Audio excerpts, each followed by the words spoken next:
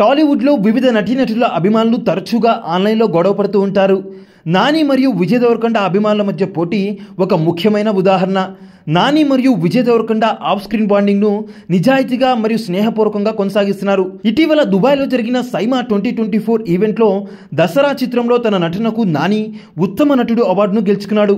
అవార్డును ప్రదానం చేసిన విజయ్ దేవరకొండ నాని గురించి ఆప్యాయంగా మాట్లాడాడు. అభిమానులు తమ అభిమాన నటులను అన్నా అని ఎందుకు పిలుస్తారో తనకు ఎప్పుడూ అర్థం కాలేదని అతను అంగీకరించాడు. అయితే అతను ఇప్పుడు నానిని ఆ పదంతో సంబోధించడం ప్రారంభించాడు. దేవరకొండ ఎవడే సుబ్రహ్మణ్యంలో నానితో కలిసి పనిచేసిన మధురమైన జ్ఞాపకాలను పంచుకున్నారు. ఇది ప్రేక్షకులను బాగా కదిలించింది.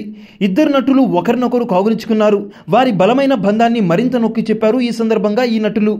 ఈ ఈవెంట్లో నానికి హత్తుకునే ఆశ్చర్యం కూడా ఉంది. అతని కొడుకు అర్జున్ పియానోలో హాయ్ నాన్న నుండి ఒక అందమైన మెలోడీని ప్లే చేస్తున్న వీడియో ప్లే చేశారు సైమా నిర్వాహకులు. ఈ సంజ్ఞకు నాని ఎంతో చలించిపోయి ప్రత్యేకంగా సైమా నిర్వాహకులు హృదయపూర్వక కృతజ్ఞతలైతే తెలిపారు.